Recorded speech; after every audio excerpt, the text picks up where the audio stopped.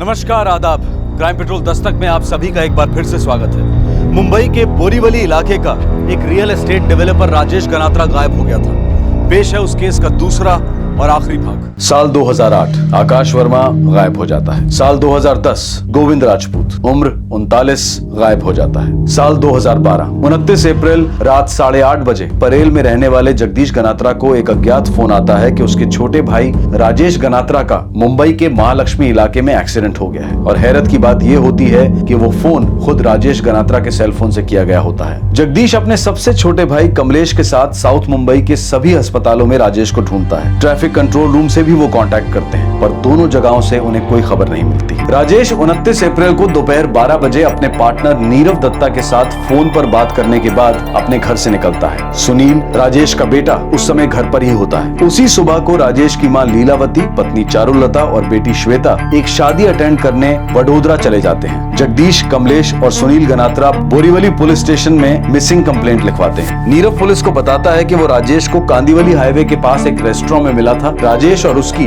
विरार में होने वाली किसी जमीन की डील मुश्किल में पड़ गई थी। उन्हें उस जमीन से बहुत उम्मीदें थी, पर वो जमीन लिटिगेशन में फंसी थी। और ये लिटिगेशन वाली बात नीरव को हरीश मनसुखानी ने बताई थी। इस डील में शामिल एजेंट गिरीश चौबे को भी क्वेश्चनिंग के लिए बुलाया जाता है। गिरीश भी वही बात कहता है जो नीरव कह रहा था कि राजेश वो डील रुक जाने पर बहुत डिस्टर्ब था। गिरीश कहता है कि उसने राजेश को दिलासा दिलाया था कि वो उसके लिए कोई दूसरा प्लॉट देखेगा, लेकिन राजेश का दिल उसी प्लॉट पर टिका हुआ था। राजेश का सेलफोन उस अज्ञात कॉल के बाद ऑफ ही रहता है और ना ही कोई फिरौती के लिए कॉल आती है। एक हफ्ते बाद राजेश गनात्रा की हर डिटेल्स को छान मारने के बाद पुलिस को पता चलता है कि 29 अप्रैल को रात 10:30 बजे दहीसर ईस्ट के एक गारमेंट्स की दुकान में राजेश गनात्रा का क्रेडिट कार्ड इस्तेमाल हुआ था। उसी दौरान एक और खबर आती है। राजेश की पत्नी चारुलता को पता चलता है कि उनके बोरीवली वाले फ्लैट में राजेश के लॉकर से 2 लाख रुपए गायब होते हैं। ये फ्लैट उस वक्त अंडर रेनोवेशन होता है। ये घटना उसी दिन रात 11:30 बजे की होती है जब राजेश गायब होता है। सिक्योरिटी रजिस्टर में नाम राजेश गनात्रा का ही एंटर किया गया होता है। ड्यूटी पर तैनात सिक्योरिटी गार्ड बताता है कि जो आदमी आया था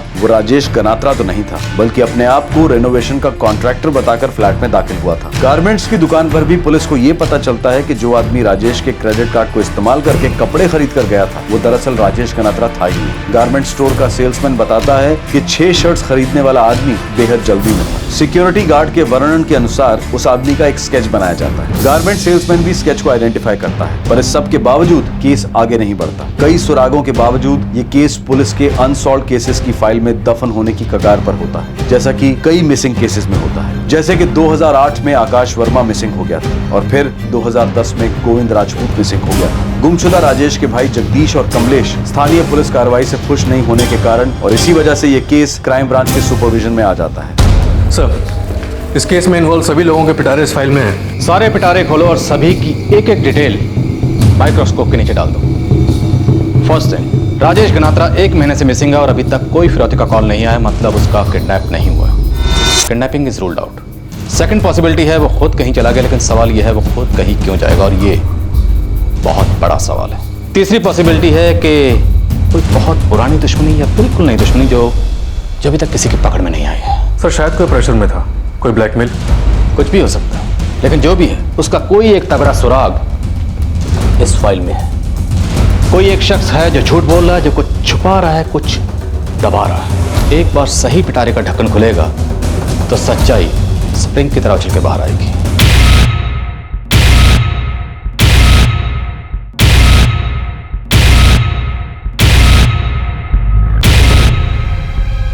क्या हो पापा, कोई टेंशन है? नहीं। चलो शुरू करते हैं। Let's start with the family.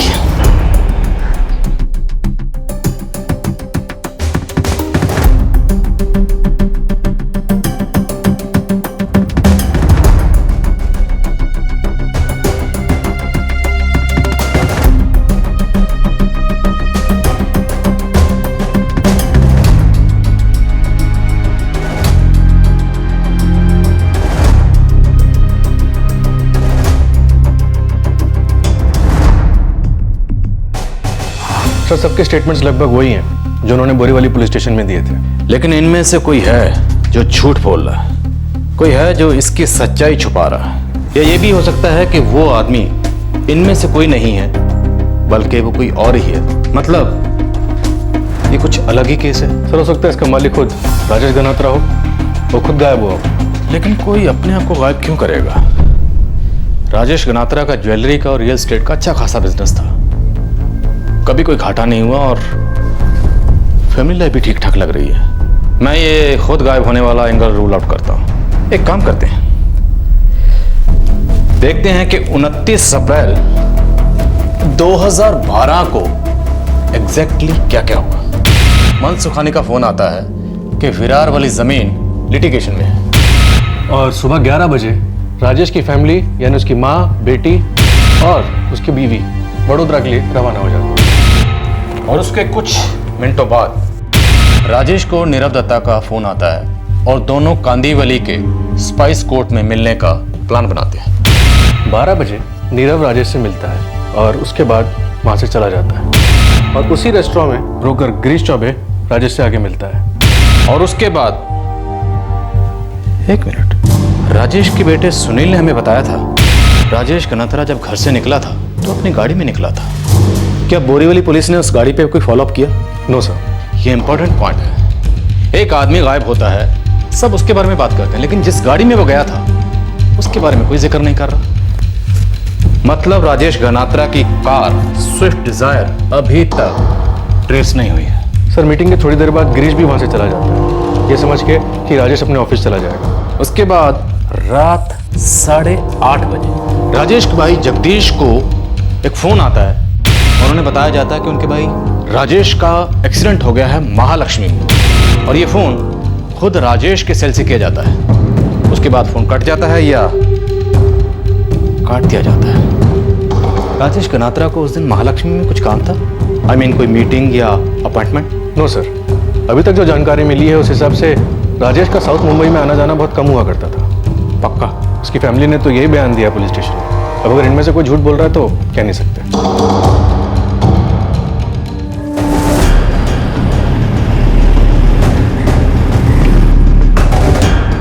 पापा एकदम से निकल गए, वो थोड़े टेंशन में थे, कह रहे थे नीरव काका से मिलने जा रहे हैं। उनका कभी महालक्ष्मी साइड में जाना होता था? जहाँ तक मुझे याद है वो शायद ही कभी उस तरफ गए होंगे। और हाँ, कभी कभी वो परेल जरूर जाते थे जगदीश भाई के घर। परेल और महालक्ष्मी में ज्यादा डिस्टेंस नहीं है। समझो कॉलर झूठ बोल रहा, लेकिन फिर भी उसने महालक्ष्मी क्यों कहा? अंधेरी, कांदीवली, मलाड या गोरेगांव क्यों नहीं कहा? और सर बड़ी हैरानी की बात है, कॉलर ने राजेश के बेटे सुनील को फोन नहीं किया, उसकी पत्नी चारुलता को फोन नहीं किया। उसके पास राजेश का मोबाइल था, वो चाहता तो इन्हें भी कर सकता था, लेकिन उसने फोन किया राजेश के बड़े भाई जगदीश को, जो परेल में रहता है। उसने जगदीश को इसलिए फोन किया और ये कहा कि एक्सीडेंट महालक्ष्मी में हुआ है, क्योंकि जब तक राजेश का भाई जगदीश उसे महालक्ष्मी मतलब पूरे साउथ मुंबई में ढूंढता, तब तक उसे राजेश का क्रेडिट कार्ड और उसके रेनोवेशन वाले फ्लैट में जाके 2 लाख रुपए निकालने का वक्त मिलता। उसे इस सब के लिए वक्त चाहिए था। और सर फ्लैट में एंट्री भी चाबियों से ली गई है, कबर्ड और लॉकर दोनों चाबियों से खोले गए, जबकि चाबियां सिर्फ राजेश के पास रहा करती थी, या फिर डुप्लीकेट चाबियां उसकी पत्नी चारुलता के पास। गोरे, जिस अज्ञात कॉल से राजेश के भाई जगदीश को 8:30 बजे फोन किया गया था, उसकी लोकेशन ट्रेस हुई? No sir. क्यों नहीं? ये सबसे बेसिक चीज है।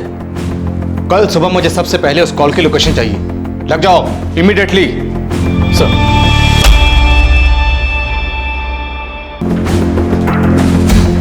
सर, कॉल लोकेशन दहीसर है, दहीसर ईस्ट। देखा, कॉलर ने दहीसर ईस्ट से फोन किया राजेश के भाई को कि उनके भाई का एक्सीडेंट हो गया है महालक्ष्मी में। तो राजेश के भाई जगदीश और कमलेश लग गए अपने भाई को साउथ मुंबई के हॉस्पिटल और ट्रैफिक पुलिस हेडक्वार्टर में पूछताछ करने। इसी दौरान ये दहीसर ईस्ट के एक गारमेंट शॉप से 6 शर्ट्स खरीदता है और खरीदने के लिए राजेश का क्रेडिट कार्ड यूज किया गया, और खरीदने वाला बहुत जल्दी में था।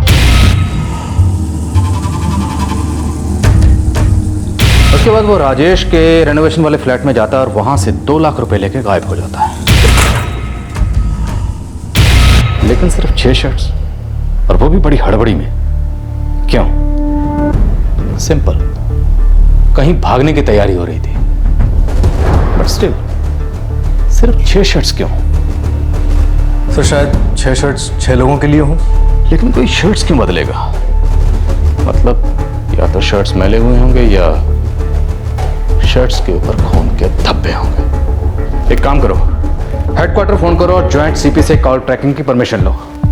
29 अप्रैल सुबह से लेकर रात तक राजेश गनात्रा के कॉल की हर लोकेशन ट्रैक करो। इस केस की इन्वेस्टिगेशन में बोरीवली पुलिस ने जो कदम उठाए थे, क्राइम ब्रांच उन्हीं कदमों पर चल रही थी। पर इस बार हर कदम हर पहलू की और भी गहराई से जांच हो रही थी। क्राइम ब्रांच ने माइक्रोस्कोपिक अप्रोच ली और यह तरीका रंग लाया। इस केस में कुछ नए एंगल्स उभर कर आए, कुछ नई दिशाएं खुली, लेकिन यह तो सिर्फ एक शुरुआत थी। यह केस क्राइम ब्रांच को भी हिलाकर रख देने वाला था।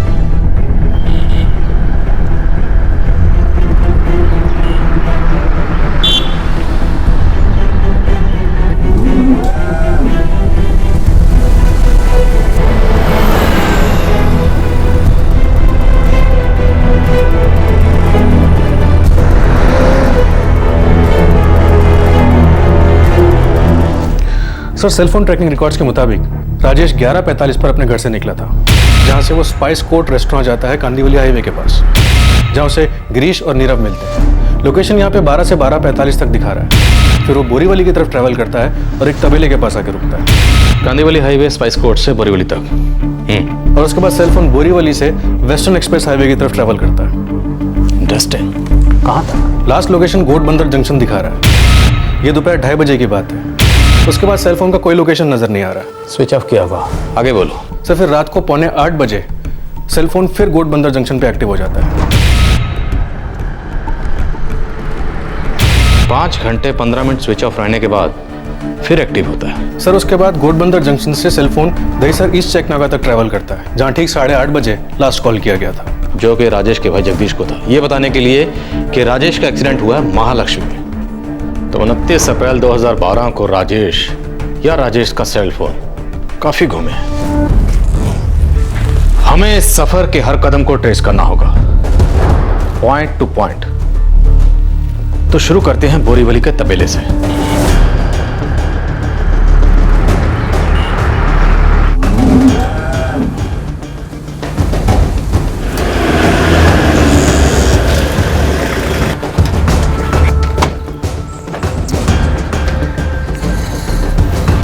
अप्रैल को राजेश गनात्रा यहाँ आया था। राजेश गनात्रा? बोरीवली का प्रॉपर्टी डेवलपर है। 29 अप्रैल को सवा के करीब यहाँ आया था अपनी स्विफ्ट डिजायर गाड़ी में। क्यों? साहब, मैं तो यहाँ सिर्फ तबेला चलाता हूँ, शायद मेरे सेठ से मिलने आए होंगे। कौन है तेरा सेठ? कहाँ है? गिरीश भैया, गिरीश चौबे जी, वो भी जमीन का बिजनेस करते हैं साहब।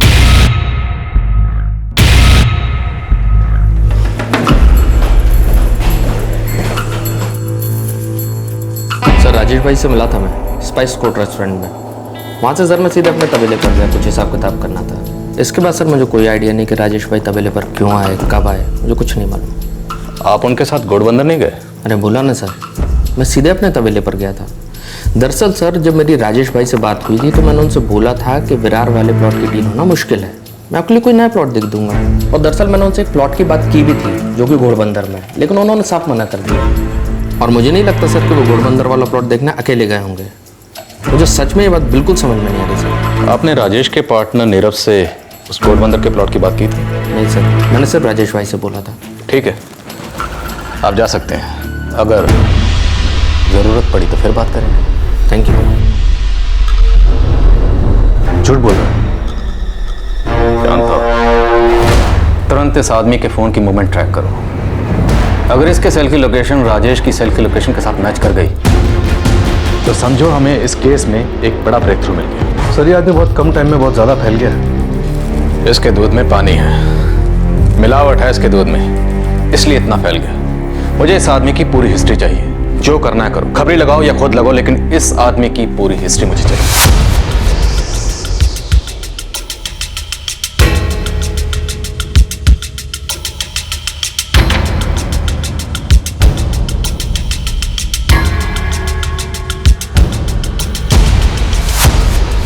ये लीजिए।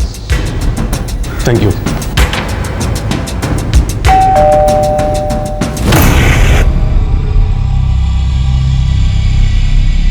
एक महीना हो गया, वो ऐसे कभी बिना बोले कहीं नहीं जाते।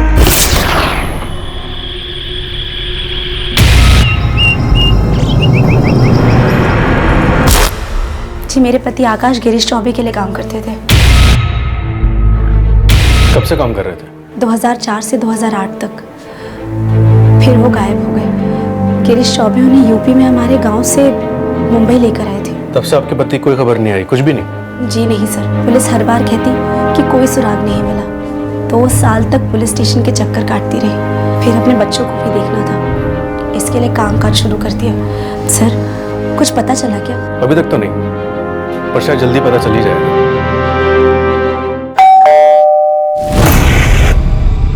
माधुरी राजपूत? जी। जिसका पति 3 महीने से गायब हो, वो सब्र कैसे कर सकता है inspector?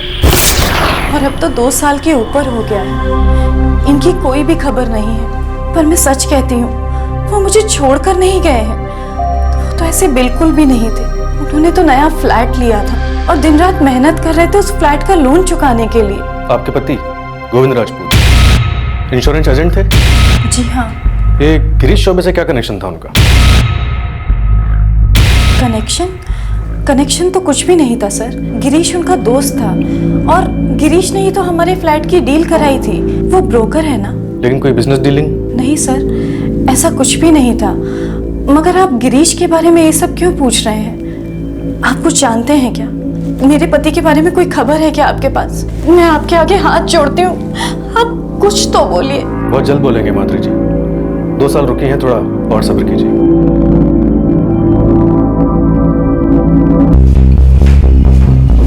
Sir, Borivali police station के रिकॉर्ड्स मैच करते हैं। ये गिरीश चौबे की कहानी रंग से राजा वाली कहानी। पहले ऑटो चलाता था और अब बड़ी प्रॉपर्टीज हैं, एक तबेला है, एक ड्राइवर है मुकेश भोसले, और एक बॉडीगार्ड भी है सर, सुशील काजू। बॉडीगार्ड मतलब जान को खतरा, दुश्मनी है? सर ये बात अजीब है, लेकिन 2 लोग मिसिंग हैं और दोनों का इस गिरीश चौबे से कुछ न कुछ कनेक्शन था। This is something very serious. Sir ये दोनों केसेस बोरीवली पुलिस स्टेशन में फाइल हुए थे और आज तक वहीं पड़े। उसके फोन का मूवमेंट क्या कहता है? सर हमारे पास ठोस सबूत है। उसने कहा था वो घोड़बंदर गया ही नहीं, जबकि उसके सेलफोन रिकॉर्ड्स दिखा रहे हैं पहले कांदीवली से बोरीवली तबेला, फिर उसके बाद घोड़बंदर जंक्शन, फिर वहां से टुंगारेश्वर मंदिर, वहां से मानौर और फिर वापस घोड़बंदर जंक्शन, फिर दहीसर और फिर बोरीवली। जितने लोकेशन उतने सवाल, और इन सारे सवालों के जवाब गिरीश चौबे को देने पड़ेंगे। उठा लाओ उसे। सब गोरे, उसके ड्राइवर और बॉडीगार्ड को अलग से उठा के लाओ। ये क्या बात हुई सर जी? आप लोग बार बार मेरी क्लास काहे ले रहे हैं? एक बार मैंने अपना बयान दर्ज करा दिया ना बोरीवली पुलिस स्टेशन में, तो बार बार क्यों किया जा रहा है मेरे साथ? चलिए आप चलिए।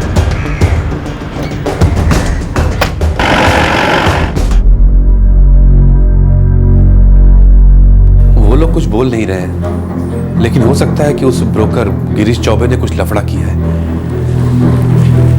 क्या बोले क्राइम ब्रांच वाले?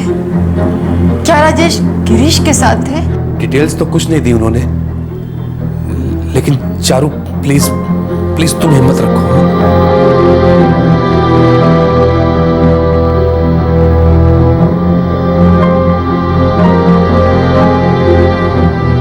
क्या हुआ? पुलिस ने गिरीश चौबे को हिरासत में ले लिया है। इसके आगे अभी तक कुछ पता नहीं चला। क्राइम ब्रांच अब इस केस में पूरी गहराई तक उतर चुका था। इस केस के कुछ ऐसे पहलू सामने आने लगे थे जो शायद अगर पहले दिखाई दे गए होते तो ये केस अब तक सॉल्व हो गया होता। अब राजेश गनात्रा को गायब हुए पूरा 1.5 महीना बीत चुका था। आकाश वर्मा को गायब हुए पूरे 4 साल बीत चुके थे और गोविंद राजपूत पिछले 2 साल से गुमशुदा था। और ये तीनों मिसिंग केसेस एक आदमी से जुड़े थे, गिरीश चौबे। सर मंदिर जाना भी कोई कानूनी जुर्म है क्या? मैं हफ्ते में 3 बार जाता हूँ टुंगारेश्वर मंदिर। तुम टुंगारेश्वर मंदिर घोड़बंदर होकर गए थे और तुमने अपने पहले बयान में कहा था कि तुम घोड़बंदर गए ही नहीं। तुम्हारे फोन की लोकेशन और राजेश के फोन की लोकेशन एकदम सेम है, कार्बन कॉपी की तरह। तुम तबेले पर थे, उस वक्त राजेश भी तबेले पर था। तुम जब घोड़बंदर गए, राजेश भी घोड़बंदर गए। उसके बाद राजेश का सेल फोन स्विच ऑफ हो गया। फिर वहां से तुम टुंगारेश्वर गए, फिर घोड़बंदर, फिर दहीसर, बोरीवली। राजेश को कब मारा? घोड़बंदर पहुंचने के पहले या बाद में? कैसी बात कर रहे हैं सर आप? सर ये सिर्फ इत्तेफाक है और कुछ नहीं। मैं खुद हैरान हूं कि राजेश भाई और मेरी सेल लोकेशन कैसे हो सकती है। सर हो सकता है कि राजेश भाई मेरा पीछा कर रहा हो सकता है ना? होने को बहुत कुछ हो सकता है। एक काम करो, बैठ के आराम से चाय पानी पियो और फिर सोचो कि क्या बोलना।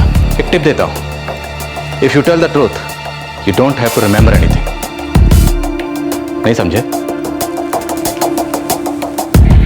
अगर सच बोल दोगे तो कुछ याद नहीं करना पड़ेगा।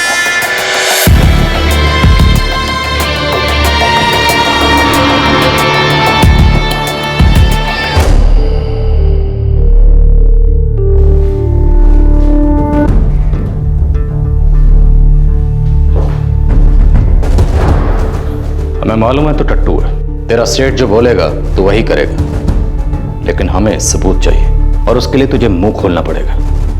बताना होगा कि 29 अप्रैल को तू अपने सेठ के साथ कहां कहां गया, किस वक्त गया और वहां क्या क्या हुआ। साहब आप ये सब क्या कह रहे हो, मेरे को कुछ समझ में नहीं आ रहा है साहब। साहब ये आप क्या बोल रहे हैं साहब? 29 अप्रैल को तुम्हारी सेल लोकेशन और गिरीश चौबे की सेल लोकेशन बिल्कुल मैच कर रही है। हाँ साहब, ड्राइवर हूं उनका। बिल्कुल। अब ये बताओ कि तुम दोनों की सेल लोकेशन राजेश गनात्रा की सेल लोकेशन के साथ कैसे मैच कर रही है? लेकिन गिरीश चौबे ने तो सीधा सीधा तुम्हारा नाम लिया, बोला सुशील ने राजेश का मर्डर किया, जाओ उसे पकड़ो, जो करना है करो। क्या? तुम्हारा सेठ बहुत चालाक है, जाल काट के निकलना आता है उसको। जैसे पहले दो केसेस में निकला, आकाश वर्मा और गोविंद राजपूत के, लेकिन इस बार फंस गया। और फंस गया है तो मालूम है क्या बोला? क्या साहब? कमीना बोल रहा है कि राजेश गनात्रा को उसने नहीं, सिर्फ और सिर्फ तुमने मारा। नहीं साहब ये सच नहीं है साहब। मेरी राजेश भाई के साथ क्या दुश्मनी हो सकती है साहब? मैं तो एक मामूली सा ड्राइवर हूँ। मैं तो सिर्फ बॉडीगार्ड हूँ साहब। जहाँ जहाँ गिरीश भाई जाते हैं वहाँ उनके साथ जाता हूँ साहब। और जो बोलते हैं तुम आंखें मूंद के कर डालते हो। जैसे कि राजेश गनात्रा को मारने के लिए कहा और तुमने उसे खत्म कर दिया। नहीं साहब, मैंने ऐसा कुछ नहीं किया। मैं तो सिर्फ गाड़ी चला रहा था साहब। तो फिर राजेश गनात्रा को किसने मारा? परवेज आलम और नानक सिंह ने। सुधीर पलसाने भी साथ में था। कौन है ये तीनों? परवेज आलम, नानक सिंह और सुधीर पलसाने। साहब ये सभी गिरीश भाई के लिए काम करते हैं प्रॉपर्टी में।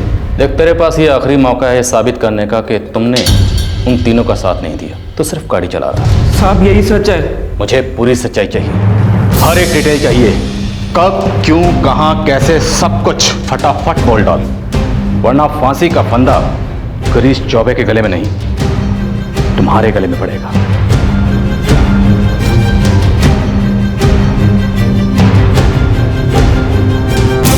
ओ भाई, कब तक बैठा के रखोगे? साहब के आने तक। तो गए कहाँ है साहब? मालूम नहीं है।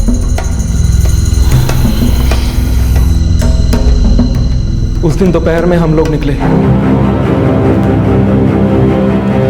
साहब और मैं आगे आगे थे और पीछे पीछे राजेश भाई आ रहे थे।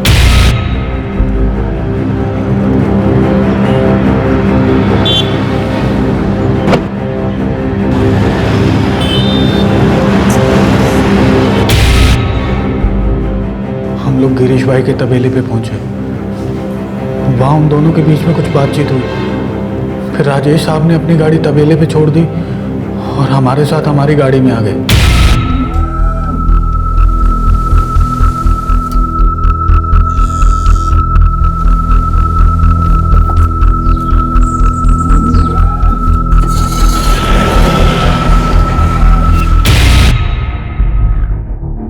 सुधीर, नानक और परवेज, ये तीनों तुम्हें गठबंधन में मिले थे?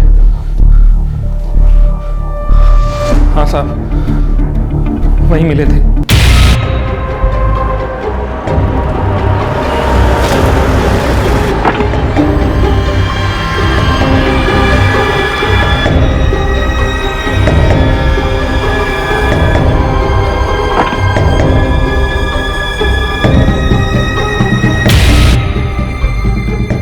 उसके बाद मैं और मुकेश वापस तबेले पर लौटे और गिरीश भाई के फ़ोन का इंतज़ार करने लगे। और गिरीश ने फ़ोन कब किया? शाम को 7 बजे। जी साहब, ठीक है साहब, पहुंच जाएंगे।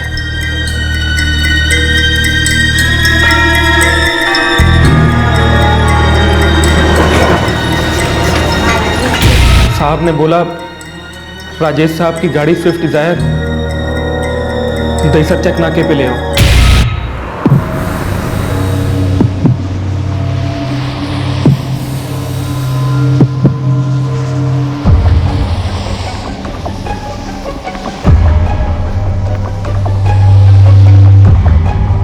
बात कर। हेलो, हाँ राजेश बोल।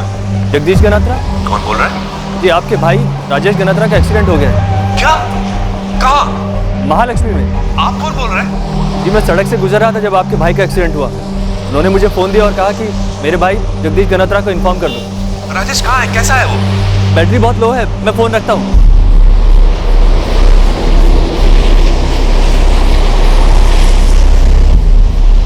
इस हालत में चकना का क्रॉस करना बहुत मुश्किल होगा। परवेज, बाय मोड़ मोड़ मोड़ मोड़, यहाँ तक, ये भी मोड़, ये पकड़। मालूम है ना क्या करना है? जल्दी से जल्दी। और प्रवेश तुम लोगों के लिए 6 बेदाग शर्ट लेके आए। हाँ साहब।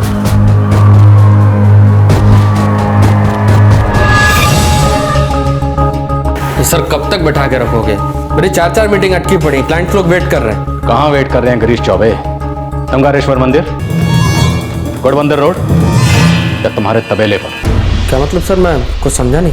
तुम किराए का रिक्शा चलाने वाले से लेकर टॉप के प्रॉपर्टी एजेंट कैसे बने उस कहानी में हमें कोई इंटरेस्ट नहीं। तुम बड़े कैसे बने लफड़े से खपले से, वो सब कच्चा चिट्ठा नहीं खोलेंगे। लेकिन आज अगर तुमने यहाँ सच नहीं बोला तो तेरा पुर्जा पुर्जा खोल देंगे, क्योंकि तुम्हारे दोनों कुत्ते, तुम्हारा बॉडीगार्ड और तुम्हारा ड्राइवर भाग चुके हैं। अब तेरी बारी है। 29 अप्रैल को तुम राजेश गनात्रा के साथ स्पाइस कोर्ट रेस्टोरेंट से निकले।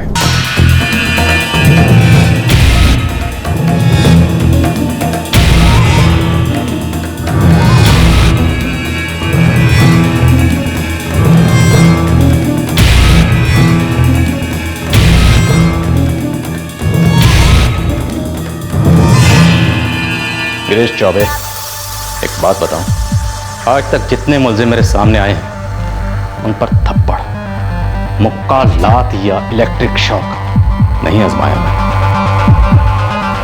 ज्यादातर इससे पहले ही सच्चाई उगल देते। चल तू भी शुरू हो जा। बोल, राजेश गनात्रा को कैसे मारा और क्यों मारा? सर वो फिरार वाली डील कैंसिल हो गई थी और मैंने एडवांस में पैसे ले रखे थे 5 लाख रुपए राजेश भाई से। डील कैंसिल हो गई तो वो अपने पैसे वापस मांग रहे थे। कोई भी मांगेगा, अपने पैसे दिए हैं तो कोई भी मांगेगा। तू भी मांगेगा, मैं भी मांगूंगा। तो इसका मतलब तुम उसके पैसे वापस नहीं देना चाहते थे।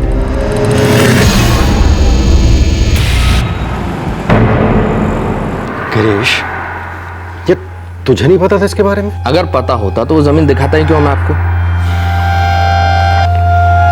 गिरीश, मुझे मेरे 5 लाख रुपए वापस चाहिए, बस। क्या बात कर रहे हैं राजेश भाई? नुकसान मेरा भी हुआ है, खुद के 10 पेटी घुस गए इस प्रोजेक्ट में। तो तुम चाहते क्या हो मुझसे? भूल जाओ पैसे। अरे तुम्हें पता करना चाहिए था जमीन का स्टेटस क्या है, और वो किए बगैर तूने मुझसे 5 लाख रुपए एडवांस ले लिए, वो भी कब? 1 हफ्ते पहले, जबकि तुम्हें पता था कि जमीन की डील होनी पॉसिबल नहीं है। राजेश भाई ऐसा मत बोलिए, मैं आपको बता तो चुका हूं कि अगर पता होता तो बात वहां तक पहुंचती क्या? गिरीश, अब ज्यादा नाटक करने की जरूरत नहीं है। तुमने आज भी मुझे नहीं बताया कि जमीन लिटिगेशन में है, और मुझे पता चला किस? नीरव से। मनसुख खानी का फोन आया था उसके पास। राजेश भाई आज आप आकर हो किस मूड में, ये बताओ पहले आप। मैं आपको खुद फोन करने वाला था लेकिन। हाँ गिरीश, सब समझता हूं मैं। देखो, आज शाम तक मुझे मेरी 5 पेटी वापस चाहिए, नहीं तो बाय गॉड सीधा पुलिस स्टेशन जाऊंगा, तुम्हारे खिलाफ फ्रॉड का केस दर्ज कराऊंगा। मजाक नहीं करूंगा मैं। मजाक नहीं राजेश भाई, अब दिल दुखा दिया आपने। इतनी छोटी सी बात पे इतनी बड़ी टेंशन लेके बैठ गए।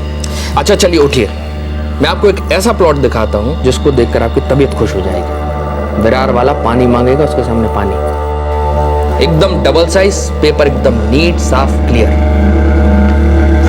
कहाँ पर? अरे यहीं अपने घोड़बंदर, चलिए चल के देखते हैं। गिरीश, वो प्लॉट में देखूंगा, लेकिन ये मत समझना कि मैं अपने 5 लाख रुपए भूल गया। उसका हिसाब तुम्हें क्लियर करना पड़ेगा। राजेश भाई, आप भी यही हो, मैं भी यही हूँ, और पैसे भी यही हैं। लेकिन यदि समय पर उस जमीन पर हमने हाथ नहीं डाला तो वो जमीन वहां नहीं रहेगी। बड़ा बिल्डर को भी दबोच लेगा उसको। चलिए आप जल्दी चलिए, देखकर तबीयत खुश ना हो जाए तो बोलो। उसने तुमसे अपने पैसे वापस मांगे तो तुमने से मौत दे दी। अरे दो गाड़ी काहे के लिए राजेश भाई? आप मेरे साथ चलिए ना, गाड़ी यहाँ सेफ रहेगी, अपने बंदे हैं। ठीक है, आप चाबी दे दो, लौटते समय मुकेश आ जाएगा रोड तक लेके गाड़ी। हाँ,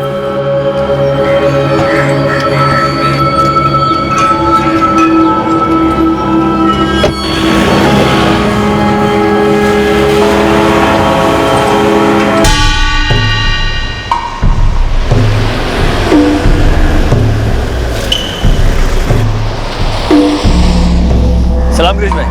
नमस्कार भाई। अच्छा आप राजेश भाई हैं? सलाम। अच्छा सुधीर, परवेज और नानक, राजेश भाई को घोड़बंदर वाला प्लॉट देखना। गिरीश भाई, आपका फोन आया ना, तभी चप्पन को सब समझ में आ गया था क्या काम है और क्या करना है। देखा? कितना टाइम लगेगा? वो मेरे फोन की बैटरी जा रही है तो। राजेश भाई ज्यादा वक्त नहीं लगेगा, बस 5-7 मिनट इसके पीछे ही है, इससे ज्यादा समय नहीं लगेगा। चलो बैठो आप, चलो चलो चलो।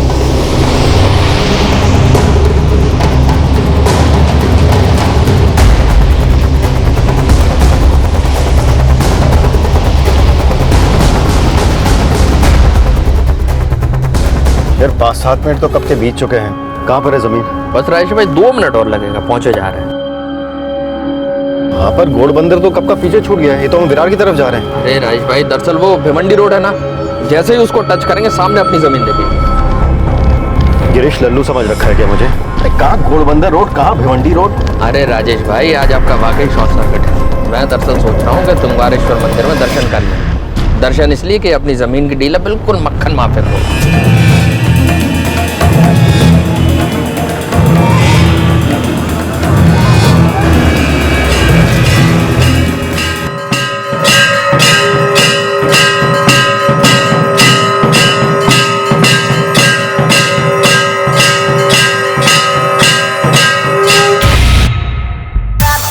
तो ये पूरा ड्रामा हुआ राजेश गनात्रा को जान से मारने के लिए।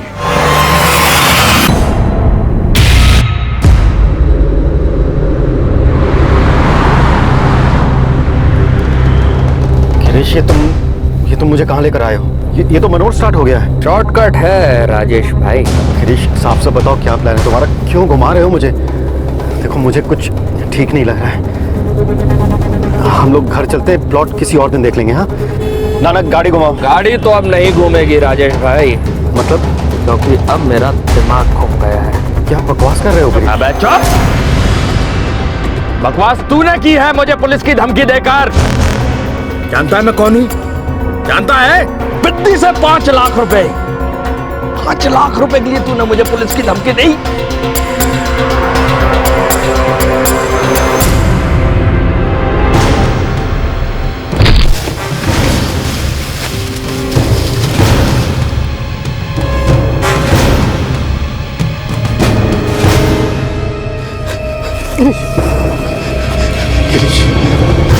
गिरीश, ये ठीक नहीं है। ठीक नहीं है राजेश भाई, जानता हूं मैं, लेकिन यह काम मैं इतने परफेक्ट तरीके से करता हूं कि मेरे बाएं हाथ को नहीं मालूम पड़ता कि दाहिने ने क्या किया। दुनिया की तो छोड़ दो, लोग ऐसे गायब हो जाते हैं जैसे हवा हो गए हो।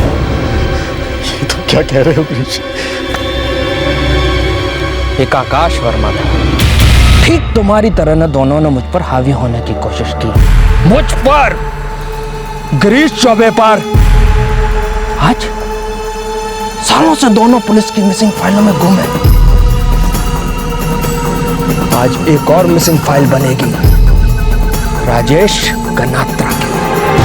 परवेज, मार लगा फाइल पर। तो 6 शर्ट खरीदने वाला और राजेश के लॉकर से 2 लाख रुपए निकालने वाला शख्स परवेज था। जी सर।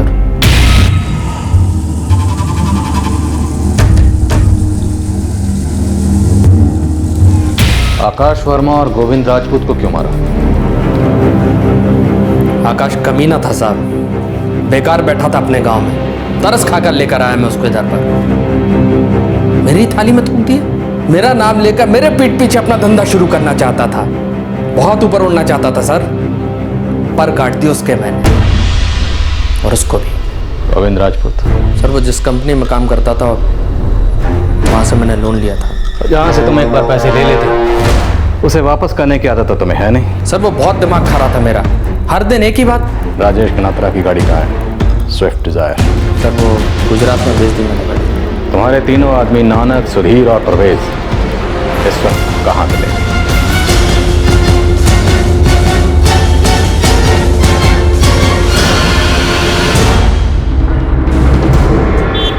गुड शो नायक, तुमने इस केस में बाकी के 2 मिसिंग केस भी सॉल्व कर दिए। एक्चुअली सर 2008 में मनोहर पुलिस को आकाश वर्मा की लाश मिली थी, उन्होंने उसके पिक्चर्स भी लिए थे, लेकिन जब कोई सामने नहीं आया तो उन्होंने लावारिस समझकर उसका अंतिम संस्कार कर दिया। सर आकाश की पत्नी गीता वर्मा ने फोटो से ही अपने पति की लाश की पहचान की।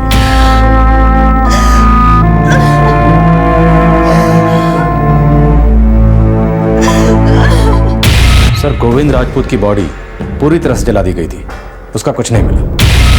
माधुरी जी, गिरीश चौबे और उसके साथियों के बयान हैं हमारे पास जो ये साबित करते हैं कि आपके पति गोविंद राजपूत अब इस दुनिया में नहीं रहे। मुझे मालूम था, मुझे छोड़कर नहीं जा सकते। प्यार करते थे वो मुझसे। 2 साल से बस मुझे इसी बात का डर था कि कहीं उनके साथ कुछ हो ना गया, और आज ये। सर ये आदमी गिरीश चौबे कोई मेंटली इम्बैलेंस या साइकोपैथ नहीं है, बल्कि एक शातिर क्रिमिनल माइंड है। इसने पहला कत्ल आकाश वर्मा का किया और सालों तक पकड़ा नहीं गया, तब इसकी हिम्मत और बढ़ गई। फिर इसने गोविंद राजपूत के साथ भी वही किया जो इसने आकाश वर्मा के साथ किया, उसमें भी ये डिटेक्ट नहीं हुआ, तो सर ये और ढीठ हो गया। शुक्र है राजेश गनात्रा का केस अनडिटेक्टेड नहीं रहा। 2 महीने लगे, लेकिन कम से कम केस क्लोज हुआ, और साथ में 2 और फैमिलीज को भी क्लोजर मिला। सर हम इस गिरीश चौबे की इंटेरोगेशन को जारी रखना चाहते हैं, क्योंकि हो सकता है कुछ और केसेस में कुछ और लोग हों जिन्हें इस गिरीश चौबे ने गायब किया हो, जिनसे इस गिरीश चौबे ने पैसे उधार लिए हों, या जिन्होंने इसे नाखुश किया, क्योंकि इस गिरीश चौबे ने मौत को अपना सबसे आसान पैंतरा बना रखा था।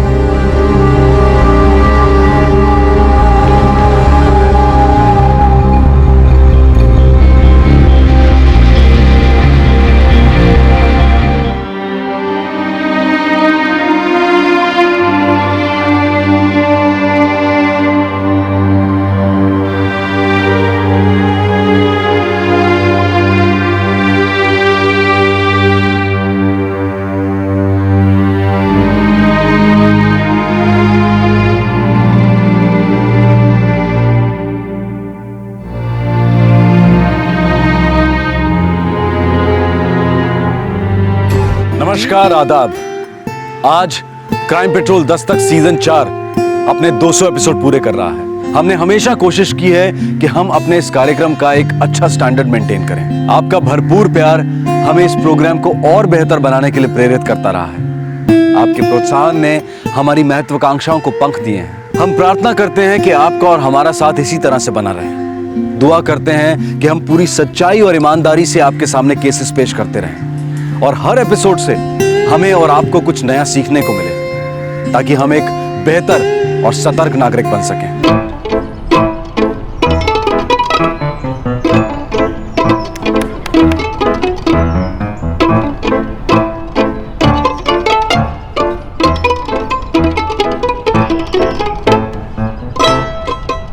खेल एक स्वस्थ और खुशहाल बचपन की अहम खुराक होती है, और वही खेल युवा जिंदगी में कंपटीशन की रणभूमि बन जाता है। खेल जीतने के लिए खेले जाते हैं, गौरव और पुरस्कार के लिए खेले जाते हैं। पर जब खेल जगत में ऊंची बोलियां गूंजती हैं, तब पैसा बोलता है और पैसा खेलता है।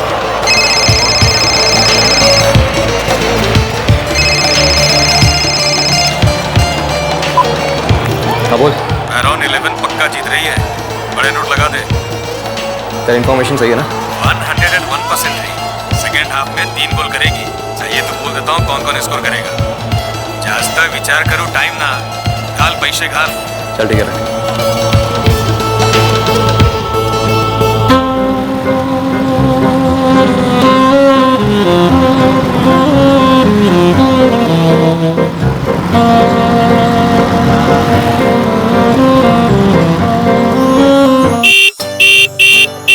Peter, hi grandpa. Come on, fast. Philip, मामा, ग्रैंडपा आ गए, मैं जा रहा हूँ, ठीक है? अरे पीटर, ग्रैंडपा को चाय तो पी के जाने को बोलो। ज्यादा खुश मत हो, गाड़ी तू नहीं ग्रैंडपा चलाएंगे। ये चुप बैठ, मुझे कोई लाइसेंस नहीं चाहिए। चलिए ग्रैंडपा। आजा बेटा, आजा जल्दी से। पापा अंदर तो आइए, चाय पी के जाओ ना। नो थैंक यू नितालिया, चाय फिर कभी। अभी मुझे लवर्स खरीद करके घर लौटना है। एलिजा अकेली है ना? ग्रैंडपा, पीटर को मत चलाने दीजिएगा। डोंट टेक टेंशन बाबा, इसकी उम्र में तुमको किसने सिखाया था स्कूटर चलाना? Mister Philip Rozario. अपना काम करना, मेरे पीछे पड़ा रहता है।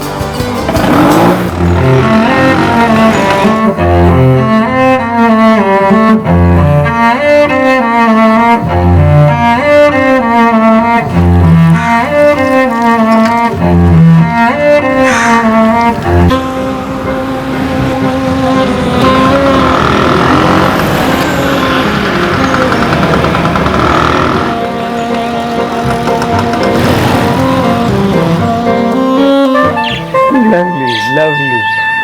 Uncle. Oh, Sam. They are beautiful. I know, uncle.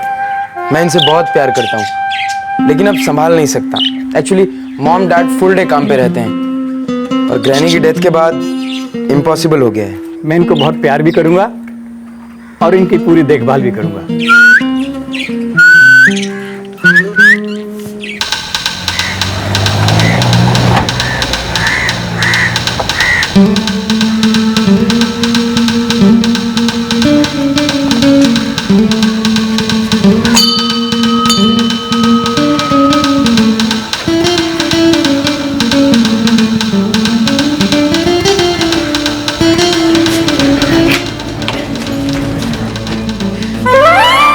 कौन हो तुम लोग?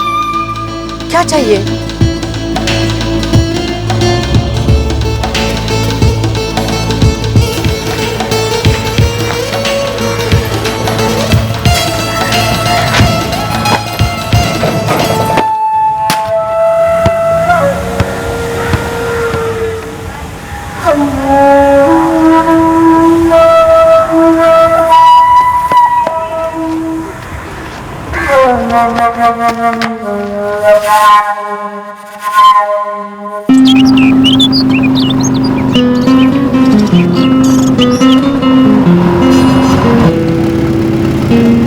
मई 2012 साउथ गोवा का एक खूबसूरत शांत गांव वेलेम एक सीनियर सिटीजन की भयंकर हत्या से हिल गया।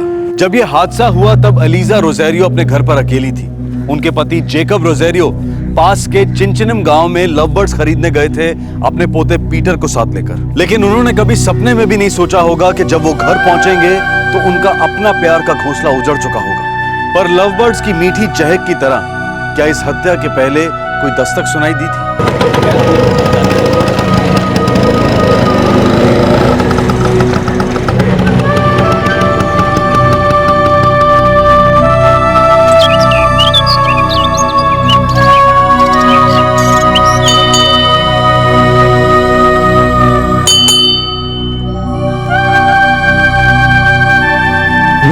एलिजा का सोने का टाइम था। ग्रैंडमा शायद पीछे होंगी।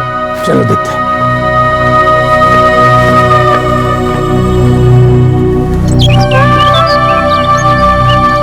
Elijah, Eliza,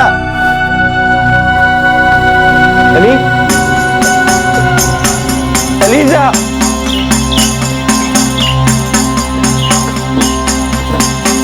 Elijah.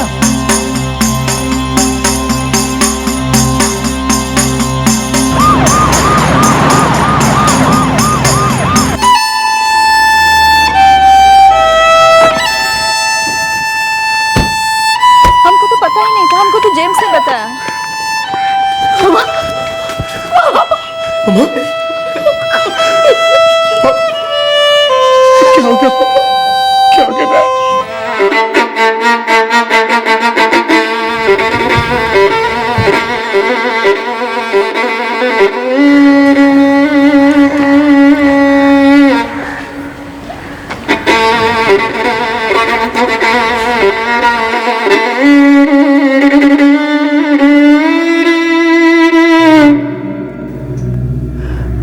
4:30 बजे यहाँ पहुंचे।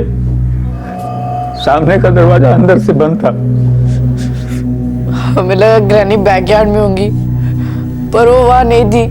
लेकिन पीछे का दरवाजा खुला था। हम अंदर आए, ग्रैनी सोफे पर पड़ी थी and she was dead.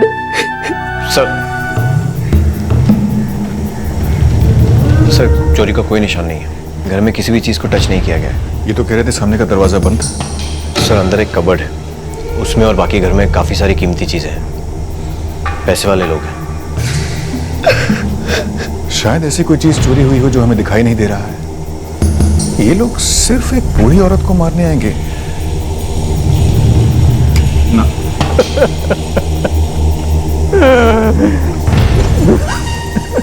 जो मरी है वो मेरी मॉम है। मेरा नाम सिल्वेस्टर। सिल्वेस्टर, हमें कोई चोरी या तोड़फोड़ के निशान नहीं मिले हैं। क्या आप अपने डैड से पूछ सकते हैं चेक करने के लिए? बेटा तुमने कार के अंदर लोगों को देखा था? नहीं सर, मैंने सिर्फ कार जाते हुए देखी थी। कब देखी थी? सर मेरा फुटबॉल इनके कंपाउंड में आया था, उसे लेने गया तब देखा। मारुति 800 थी? हाँ सर। कौन से कलर की बेटा? White colour. आप पड़ोसी हैं, कुछ देखा सुना नहीं आपने? हम तो सो रहा था, ये जेम्स आके हमको बोला कि रोजारियो के घर में पुलिस आया है।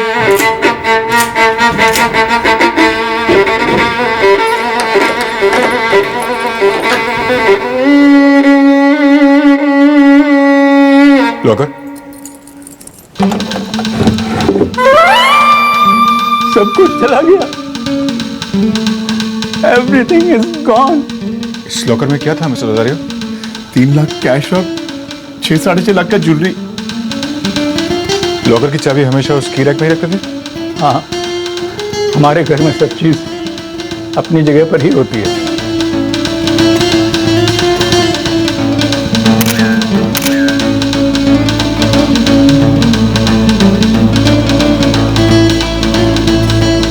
सर पड़ोसी सिक्वेरा के बेटे का कहना है कि उसने ठीक 4:10 पर यहाँ से एक सफेद मारुति 800 जाते देखी। और ठीक 20 मिनट बाद यानी 4:30 बजे रोजारियो अपने पोते पीटर के साथ घर वापस आते हैं और आकर देखते हैं कि मिसेस रोजारियो की लाश पड़ी है। और हमें अभी भी पता चला है कि लॉकर से चीजें निकाल ली गई, लेकिन लॉकर को तोड़ा नहीं गया। घर में किसी और चीज को हाथ नहीं लगाया गया। बाकायदा की रैक से चाबी निकालकर लॉकर खोलकर उसके अंदर की चीजें निकाल ली गई।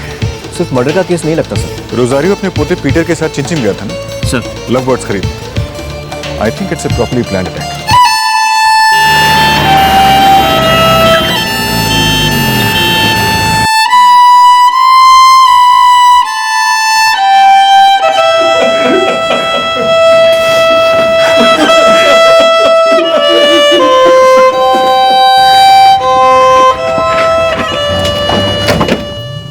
ये देखिए, लिगेचर स्ट्रैंगुलेशन, कोई रोप या कॉर्ड इस्तेमाल किया गया है गला घोटने के लिए। टाइम? आज शाम 3:30 से 4:30 के बीच में। लगता है किसी ने तगड़ी प्लानिंग की, परफेक्ट अलिबाई बनाया है। मैं ऑफिस में था जब मेरा वाइफ नटाली ने मुझे फोन किया। तेरा छोटे बेटे पीटर का फोन आया था कि वो उसके ग्रैंडपा के साथ है और उसका ग्रैनी के साथ क्या हुआ। आपको कॉल करने के बाद मैंने मम्मा को कॉल किया। मैं बारदेस गया हुआ था अपने फ्रेंड साइमन के, और जैसे ही डैड का फोन आया मैं वहां से अर्जेंटली निकल गया। मिसेस रोजारियो का कातिल जानता था लॉकर और कबर्ड की चाबी कहां रखी थी। वो ये भी जानता था उसके अंदर क्या रखा है, और उसे ये भी अच्छी तरह मालूम था कि उस दोपहर को मिसेस रोजारियो घर पर अकेली रहने वाली थी। आपकी किसी के साथ कोई दुश्मनी? कोई ऐसा दुश्मन जो मिसेस रोजारियो को क्लोजली जानता हो? कैसी दुश्मनी इंस्पेक्टर? फुल लाइफ में हमारा कभी किसी के साथ एक बार भी झगड़ा नहीं हुआ। Not a single fight. घर पर इतना सारा कैश क्यों मिस्टर रोजारियो? प्रॉपर्टी बाय करने का प्लान था हमारा। इस प्लान के बारे में और कोई जानता था? सिर्फ मैं, सिल्वेस्टा, सितारिया और एलिजा, हम लोगों के बीच में ही बातचीत हुआ था।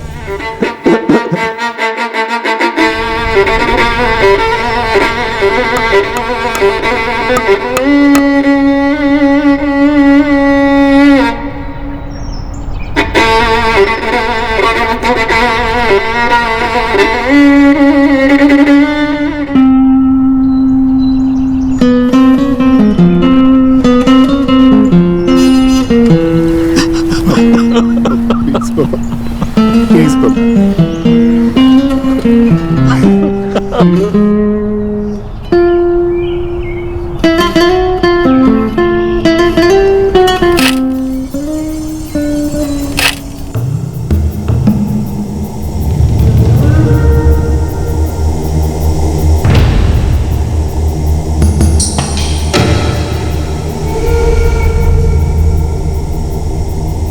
इंस्पेक्टर, पूरे घर में कोई फिंगरप्रिंट्स नहीं मिले, कहीं पे भी नहीं। ये देखिए, टायर के निशान। पड़ोसी का लड़का जेम्स सिक्वेरा शायद ठीक कह रहा था, छोटे टायर है, मतलब मारुति 800।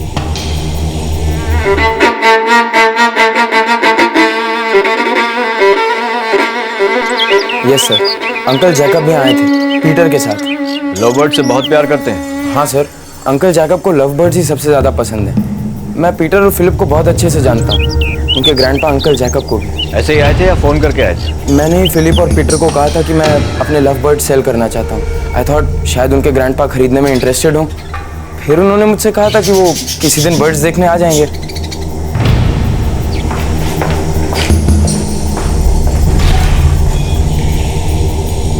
सर, आरटीओ में चेक किया है, इस वक्त हमारे गोवा में 76 मारुति 800 रजिस्टर्ड है। एक बात तो क्लियर है डॉक्टर, जो भी ये कार चलाकर आया था वो रोजारियो परिवार से अच्छी तरह वाकिफ था।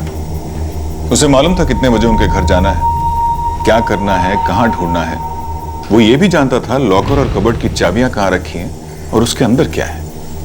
Correct sir. एक काम करो डोके, ये जो 76 मारुति 800 गोवा में रजिस्टर्ड है, पता करो इसमें से व्हाइट कलर की कितनी है, और रोजारियो परिवार से चेक करो क्या वो ऐसे किसी को जानते हैं जिनके पास व्हाइट मारुति 800 हो। Okay sir. But okay, Rosario परिवार के सभी मेंबर्स के phone records निकलवाओ। Sir.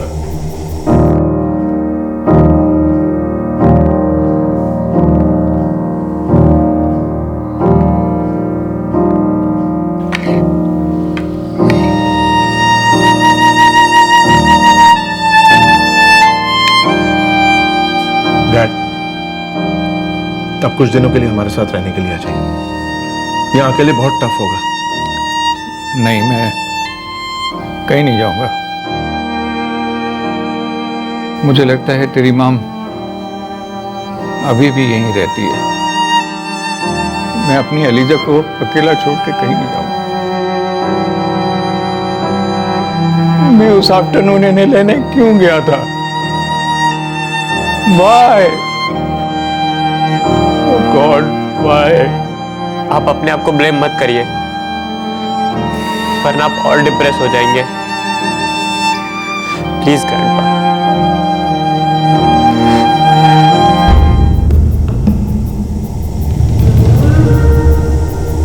Sir, Jacob Rosario का फोन लोकेशन था चिंचनी।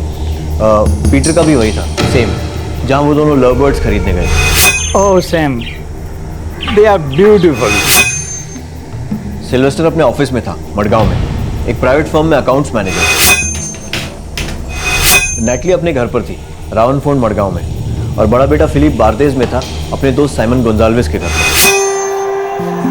हे, हाय साइमन। अरे हाय फिलिप, क्या बोलता है यार? बस, कौन जीत रहा है? बैठ देखते देखते। शायद इसमें किसी की पर्सनल इन्वॉल्वमेंट नहीं है, क्योंकि इनमें से कोई भी उस दिन वेलिम गांव के आसपास नहीं था जहां रोजारियोस रहते हैं। सर, सारे के सारे 76 मारुति 800 कार ओनर्स को भी स्कैन किया।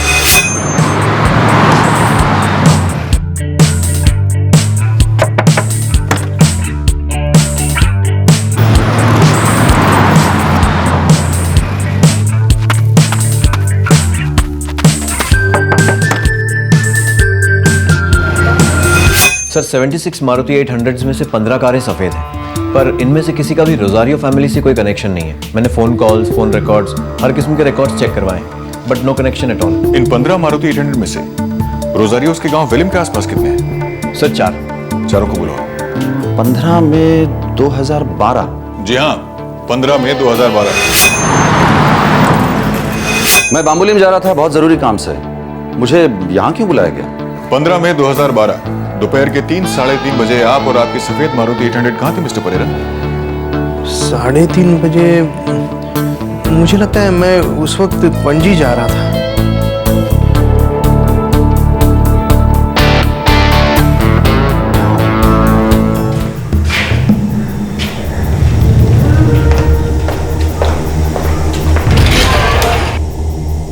सब 15 मई को मैं साउथ से लौट रहा था सर अपने घर। तुमने कहा तुम्हारा घर और तुम्हारा ऑफिस दोनों साव होजे में? यस। और तुमने अभी भी कहा कि 15 मई को तुम साव होजे लौट रहे थे। वो इंस्पेक्टर। तो मिस्टर शिरोडकर, 15 मई को तुम कहां से साव होजे लौट रहे थे? कानपुरा से।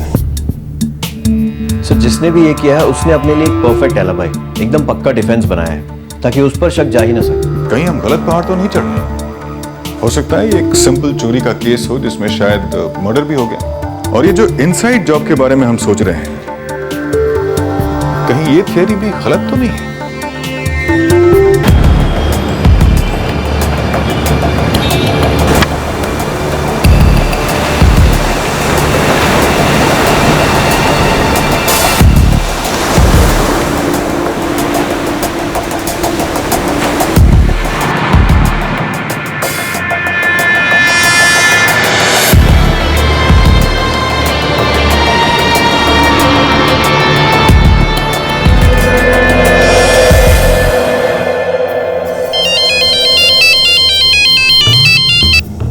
हाँ जॉर्ज बोल। सर अपने गोवा में कोई भी मूवमेंट नहीं किसी भी हिस्ट्री शीटर की, और मार्केट में ना कोई गर्म कैश आया है और ना कोई गर्म ज्वेलरी। रोजारियो फैमिली की क्या हिस्ट्री? क्लीन हिस्ट्री है सर। सर कोई लफड़ा नहीं किसी के साथ, कुछ भी नहीं है सर। डिसेंट फैमिली एकदम। लड़का है सिल्वेस्टर, ओनली सन है सर, एकदम से डिसेंट आदमी है सर। रोजारियो फैमिली की बहू नताली। कोई सास बहू का ड्रामा नहीं है सर, और साथ में दोनों बच्चे हैं फिलिप और पीटर। सब पढ़ाई में एकदम टफ और फुटबॉल में उनकी जान अटकी रहती है।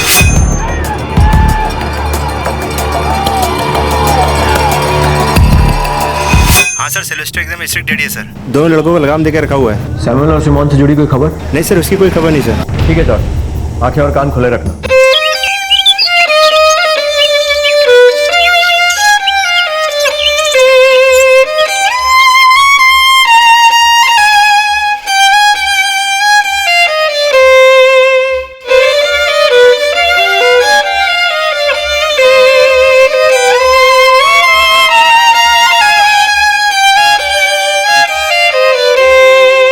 अजीब बात है, एक भी क्लू, एक भी सुराग हमारे हाथ नहीं लगा। इतनी परफेक्ट प्लानिंग कैसे हो सकती है? किसकी हो सकती है? 3 लाख कैश और 6 लाख की ज्वेलरी चुराई गई, लेकिन घर में किसी और चीज को हाथ नहीं लगाया गया।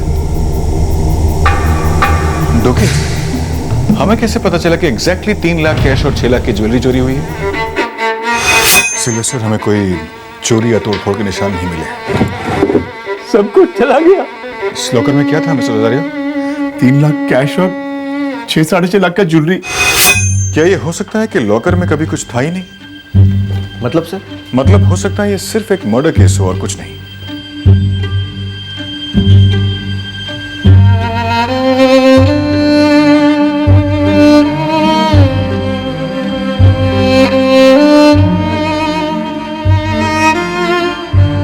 सर इतना सारा कैश, इतनी सारी ज्वेलरी और चोरी के मार्केट में कोई गर्मी नहीं, पहली बार देख रहा हूं। कोई बड़ी चालाकी से हमें गोल गोल सर्कल्स में घुमा रहा है।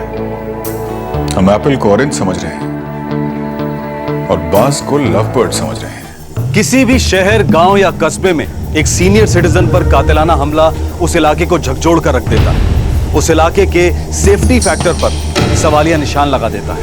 ऐसे केसेस में पुलिस पर दबाव होता है उसे जल्दी सुलझाने का, लेकिन इस केस में काफी कोशिशों के बावजूद भी पुलिस अब तक एक सुराग तक नहीं ढूंढ पाई थी। लेकिन कुछ दिन निकलने के बाद आखिरकार बिना सुराग के अंधी गली में दम तोड़ते इस केस में फाइनली एक ब्रेक थ्रू मिला।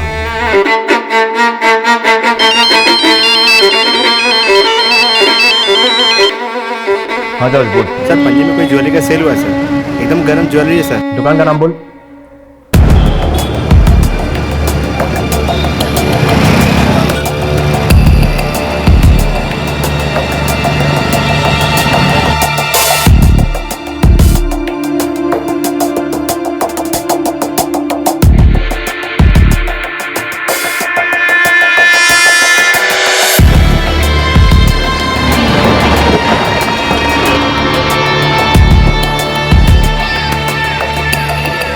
तो मेरी एलिजा की कहाँ से मिली आपको ये? किसने किया मेरी एलिजा के साथ ऐसा? देखिए हमें सिर्फ क्लू मिला आपकी वाइफ का कातिल नहीं, लेकिन मिल जाएगा, श्योरली मिल जाएगा। कल ही आया था लड़का, माल बेच और निकल गया। इनमें से कोई नहीं सर, ना ये नहीं, ये नहीं, ये नहीं, ये कोई भी नहीं। नहीं सर। फर्स्ट टाइम लग रहा था? पहले भी आया था हमारे। ये बात पहले क्यों नहीं बताई? कौन था वो? Sir Xavier Carvalho. कौन जेवियर कारवालो? डिटेल बता। सटोरी लड़का है सर, यही पास में राउंड फोन में रहता है।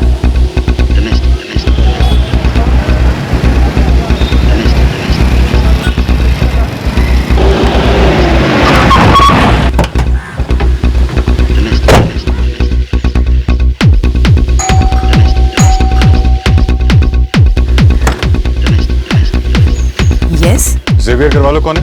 He is my son. आपका बेटा घर पर है? No, वो बाहर गया है।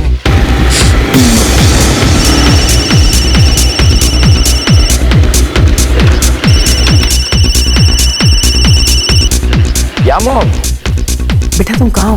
क्या हुआ मॉम? बेटा कुछ प्रॉब्लम हो गई, तुम जल्दी घर आ जाओ। क्या हुआ मामा? कुछ तो बोलो। भाई सेठ सेवियर तुम अभी घर आ जाओ।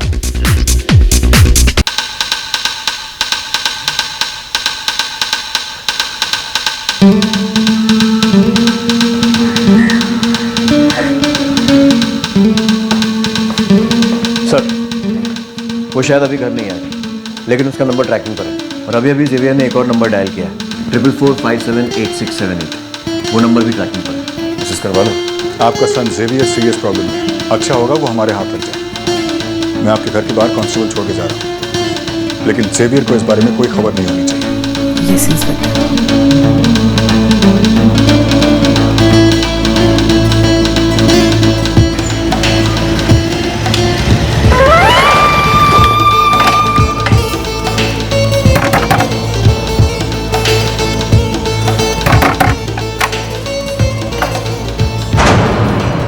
लफड़ा हो गया यार। क्या हुआ? Okay sir, cell location track हो गया, वारका बीच। माँ की, अपन ने ज्वेलरी बेचने से पहले थोड़ा वेट कर लेना चाहिए था यार।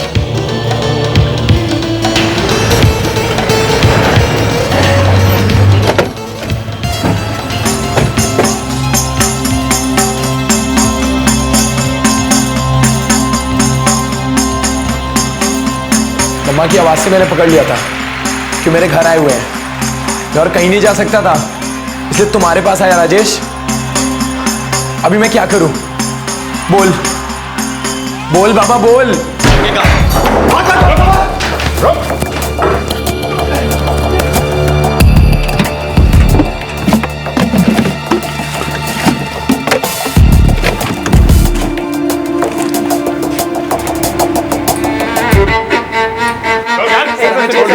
सर छोटा मोटा धंधा करते सर, एक सेकंड यार, हमने कुछ नहीं किया सर।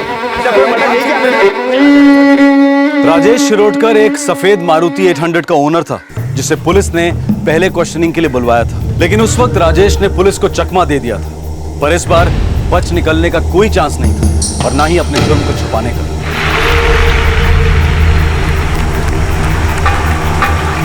सर इतने सारे मोबाइल फोन्स, लैपटॉप, टीवी पर फुटबॉल मैच भी चालू है, बेटिंग एजेंट लगता है। रुके, अब हमें यह पता लगाना होगा इन्होंने पूरे गोवा में रोजारियो फैमिली को ही क्यों टारगेट किया, और इन्हें कैसे पता चला कि उनके लॉकर में क्या है, कितना है।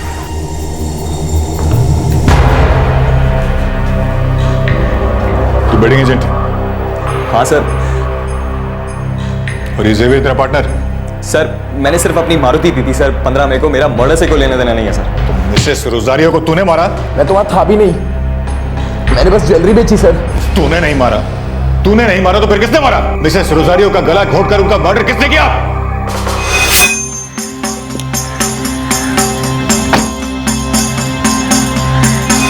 अंजुमन, अंजुमन नावेद है सर उसका नाम, मरगांव में रहता है सर। ये अंजुमन नावेद कौन है? रोजारियो फैमिली के साथ इसका क्या कनेक्शन है? और अटैक करने के लिए इसने रोजारियो का घर ही क्यों सिलेक्ट किया? घर उसने सिलेक्ट नहीं किया सर। तो किसने किया?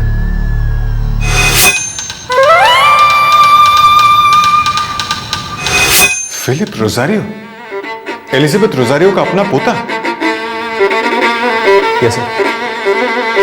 फिलिप और अंजुमन ने मिलकर ही एलिजाबेथ रोजारियो का मर्डर किया सर। फिलिप जानता था कि कैश और ज्वेलरी कहाँ रखी है सर।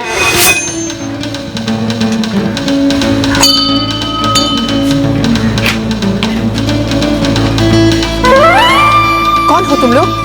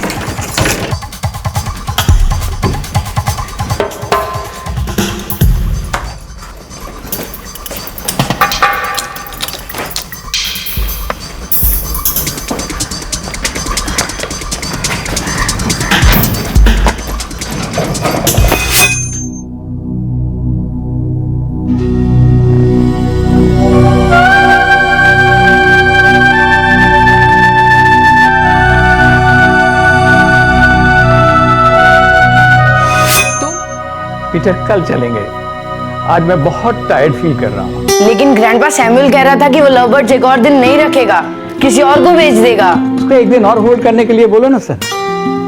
कल हम 100% लव बर्ड्स खरीद लेंगे। ग्रैंडपा मैं उससे पूछ चुका हूँ एंड ही सेड नो। आप आज आ रहे हैं या नहीं? यस और नो? पीटर उसे एक्सप्लेन करो ना। Your grandpa is old man now. What old man? Nonsense. तुम कुछ ओल्ड वोल्ड नहीं हो।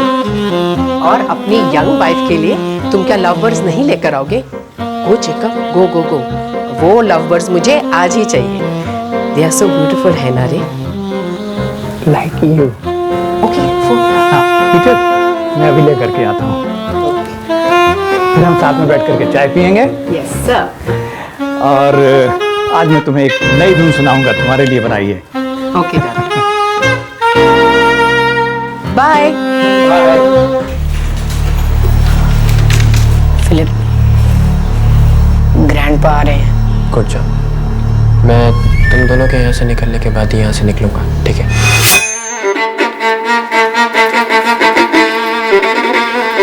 फिलिप, फिलिप, एक बार बोल दे बेटा, एक बार बोल दे कि ये सब झूठ है। बोल दे बेटा, टेल हिम, या टेल हिम।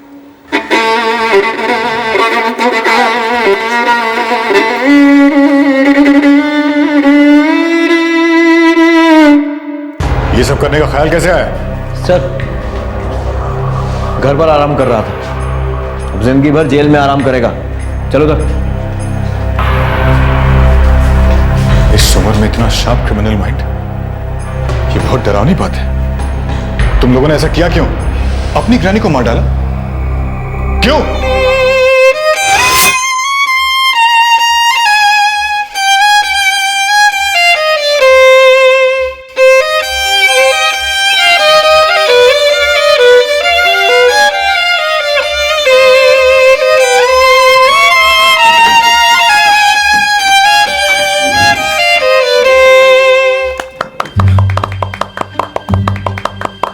ग्रैंडपा वो लेस्टर गोम्स वाला कॉम्पोजिशन बजाइए ना। ओ, मैंने तो वो 10,000 टाइम्स सुना है। तुम लोग कैरी ऑन करो, अब तो मेरा सिएस्टा का टाइम हो गया। जेकब, मुझे 1 घंटे के बाद जगाना।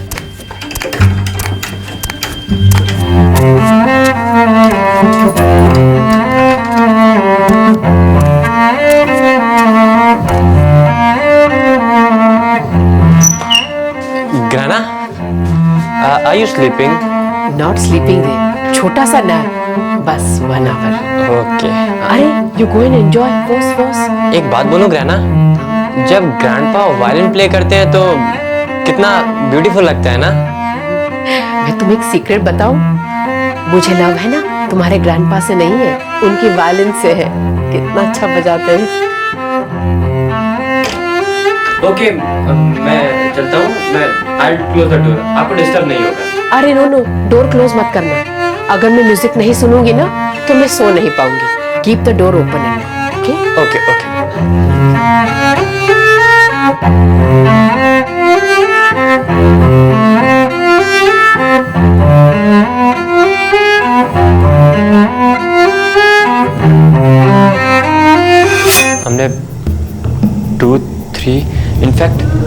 टाइम्स ट्राई किया पर कभी सक्सेस नहीं हुए। फिर हमने प्लान बी यूज़ किया। Plan B? लव बर्ड्स वाला प्लान। हमें मालूम था कि ग्रैंडपा लव बर्ड्स के लिए बहुत क्रेजी हैं और हमें लगा कि उनके घर से दूर जाने से हमारा काम और भी आसान हो जाएगा। और ग्रैनी को मारकर काम तो और भी आसान हो गया। मास्क पहनकर गला घोट दिया अपनी ग्रैनी का। क्यों फिलिप, ऐसी कौन सी जरूरत आ पड़ी थी पैसों की? नो फिल, अभी लास्ट क्रिसमस को ही तुम्हारा पॉकेट मनी बढ़ाया था। Now no more, okay? Last Christmas for Christ sake मामा, हर चीज का कॉस्ट कितना बढ़ गया है। इतने पॉकेट मनी में तो कहीं फेस हाइड करने की जगह भी नहीं मिलती, कुछ भी बाय नहीं कर सकते। Then don't buy son, simple। हम तुम्हारा सब नीड्स पूरा करते हैं और लग्जरी के बिना भी तुम मैनेज कर सकते हो। मैंने किया, तुम्हारी मॉम ने किया, मेरे पेरेंट्स ने भी किया। शीट कोडी के अलावा कुछ नहीं था हमारे पास। इतना सा करी, इतना सा rice and just one piece fish, that's it. Again dad, not the same lecture. आपकी जनरेशन शीट कोडी और सिंपल लाइफ से खुश थी, बट नॉट अस। हम बड़े हो गए हैं। आई एम 17 और पीटर 15 का है। सो प्लीज हमें भी थोड़ी इंडिपेंडेंस चाहिए। इंडिपेंडेंस मांगने से नहीं मिलता सर, उसको अर्न करना पड़ता है, उसको कमाना पड़ता है। और तुम दोनों अभी मैच्योर नहीं हो। पेरेंट्स को बैक आंसर करते हो, पेरेंट्स को रिस्पेक्ट नहीं करते। कॉस करते हैं मॉम, बट आप हमारे नीड्स को नहीं समझते। फिलिप, तुम नीड्स और वांट्स को कंफ्यूज कर रहे हो। तुम्हारे पास में क्या नहीं है? You've got home, you've got studies, you've got cycle, everything you have. This is the time जब तुम अपने दिमाग को अपने सेल्फ डेवलपमेंट पे, अपना पढ़ाई पे और अपने हेल्थ पे लगाओ। And what about fun dad? हम इस एज में एंजॉय नहीं करेंगे तो कब करेंगे? And for God sake, enjoyment free में नहीं आती, उसके लिए पैसे लगते हैं। इसलिए प्लीज आप लोग हमारी पॉकेट मनी इंक्रीज करिए। अगर हम अफोर्ड कर भी सकते तो मैं नहीं करता। और मैं भी नहीं। It's not the question of affording. Question ये है कि क्या हम इनकी लाइफ को डिसेंटली और अच्छे से जीना सिखा पाए हैं या नहीं। रहने दो सिल्वेस्टर, टाइम इनको सिखाएगा what is right and what is wrong. Sure, पर मुझे डर है कि कहीं लेट ना हो जाए, कहीं इनकी बोट ना निकल जाए। सर, हम मॉम डैड से काफी फ्रस्ट्रेट हो गए थे। बहुत पैसा था उनके पास, लॉट्स ऑफ मनी, पर हमारे लिए कुछ नहीं था। और उनसे इस बात पे आर्ग्यू करना या डिस्कस करना टोटली वेस्ट ऑफ टाइम। फिर हमने सोचा कि ग्रैनी और ग्रैंडपा के पास भी काफ़ी पैसा है, लेकिन वो भी एक नंबर के कंजूस। हमें एंजॉय करने के लिए कुछ नहीं देते थे, कभी नहीं। क्रिसमस गिफ्ट्स भी इतने चीप चीप।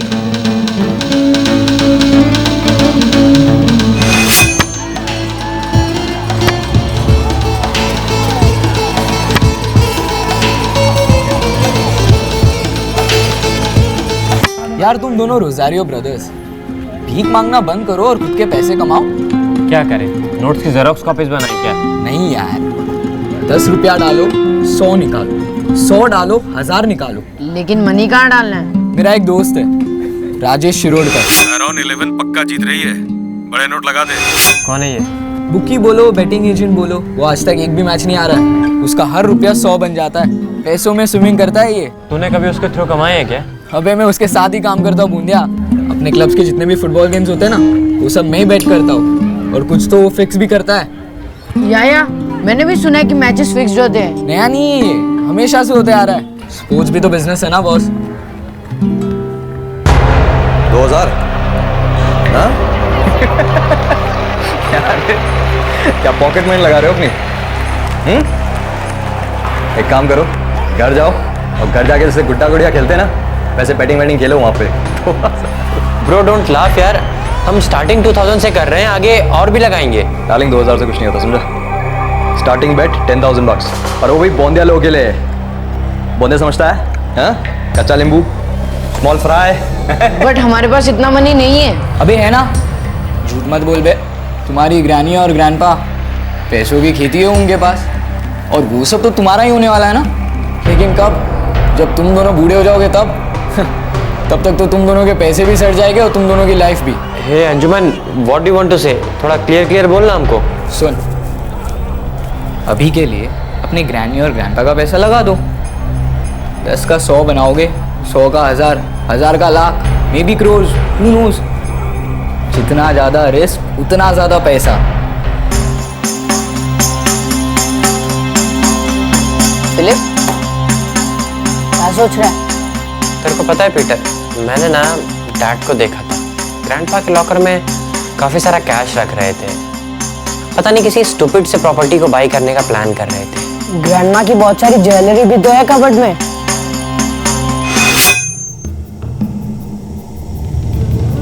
पैसे चुराने के प्लान्स फेल हुए तो तुम लोग और फ्रस्ट्रेट हुए, फिर सोचा ग्रैंडमा को ही मार देते। हाँ,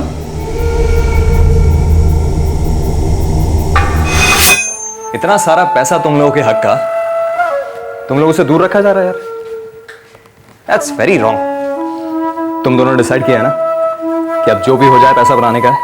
यस, टोटली यस। तो अब सब मुझ पे छोड़ दो, समझे? बट कैसे? प्लानिंग प्लानिंग गाइस, सारा गेम प्लानिंग का है, समझे? Oh Sam, they are beautiful.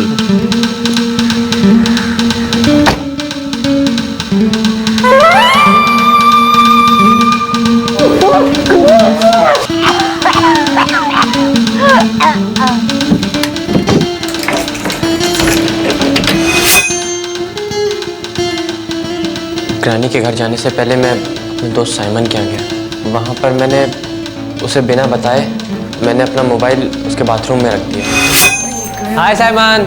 Hi Philip, क्या बोल रहे हैं? बस कौन जीत रहा है यार?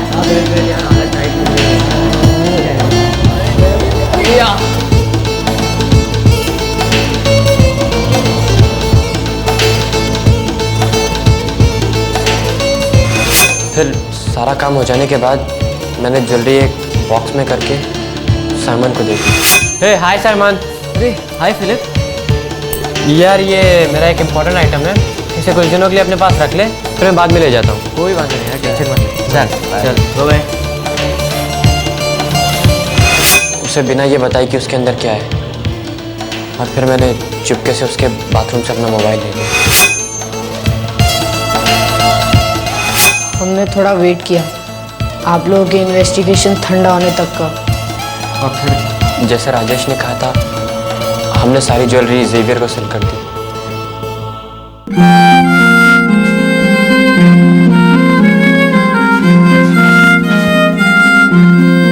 वो सिर्फ मेरी मामा और तुम्हारी ग्रैनी नहीं थी, तुम्हारे ग्रैंडपा की लाइफ थी डैमिट।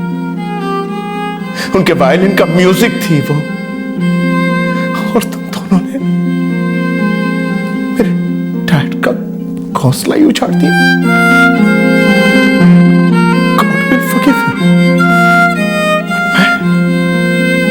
मैं तुम दोनों को forgive नहीं करेगा। Never.